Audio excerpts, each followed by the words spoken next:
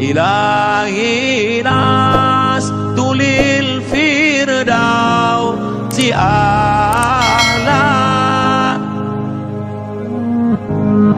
ولا أقوى على النار الجحيم. Kisah nyata di Jazirah Arab, ada seseorang zalim sekali. Dengan kekayaannya dia sombong. Kemudian ada satu orang ketuk rumahnya dari fakir miskin, minta. Dia lagi duduk mau makan malam sama istrinya, kemudian diketok pintu. Istrinya bilang, saya mau buka dulu. Kata dia bilang, suaminya bilang, baik buka, tapi jangan lama, temani saya makan. Baik. Keluarlah istrinya, ternyata ada seorang laki-laki yang minta-minta, miskin, minta tolong dikasih makanan. Baliklah istrinya kepada suaminya di meja dan dia bilang, ada orang fakir miskin minta, saya kasih sedikit makanan ini. Suaminya tiba-tiba marah, untuk apa dikasih makanan? Ini kan makanan mahal, ini makanan susah, saya banting keringat untuk cari modal. Ada apa kok dikasih orang miskin? Udah nggak usah, suruh aja bilang tidak ada makanan di sini. Ini kisah nyata, laki-laki itu berkata begitu. Jadi dia lupa nikmat yang sedang dia makan ini Allah yang datangkan sebenarnya. Dia sendiri Allah yang ciptakan gitu kan. Kenapa harus ada kesombongan?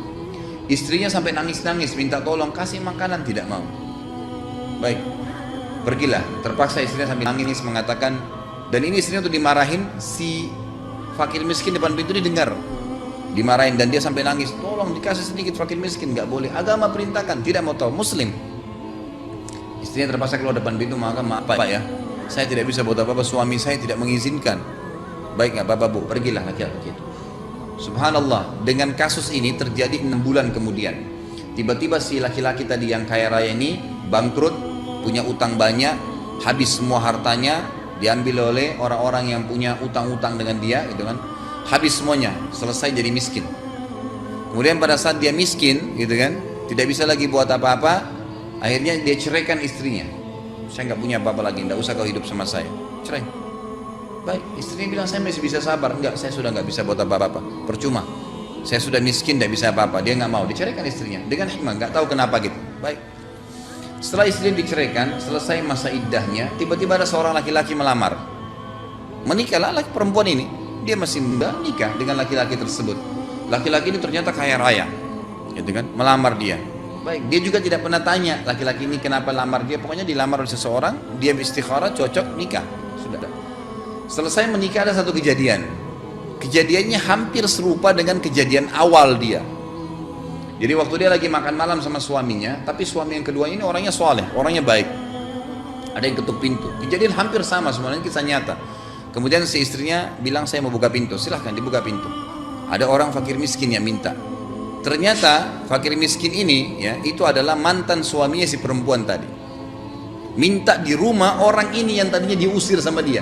Dengan hikmah Allah terbalik keadaan. Perempuan ini kembali sambil menangis. Lalu suaminya bilang, kenapa? Ada siapa yang di depan pintu? Dia bilang ada orang fakir miskin minta-minta. Boleh saya kasih? Kasih, ambilin makanan. Kata suaminya sekarang belum tanya siapa di depan pintu.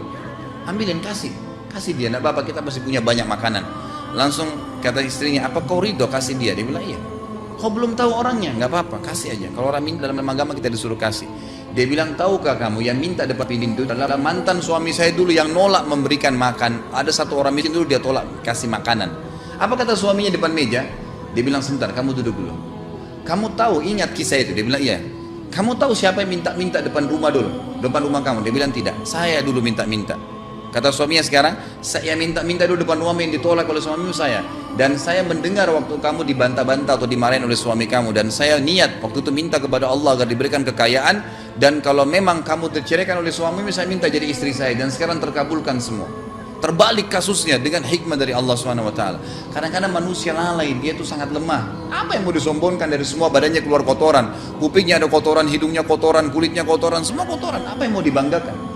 Dia kalau malam capek ngantuk, kalau makan 1 piring 2 piring kenyang, mau diapain 10 piring yang tersedia di rumah? Kasih orang gitu kan. Cari pahala. Berapa banyak kapasitas perut Anda sih? Berapa banyak kapasitas ya tubuh kita ini? Ada batasnya. Bahkan kalau tidak dibutuhkan oleh tubuh, makan 1 piring saja masih dikeluarkan dalam bentuk kotoran. Allah SWT menciptakan semua sistem itu.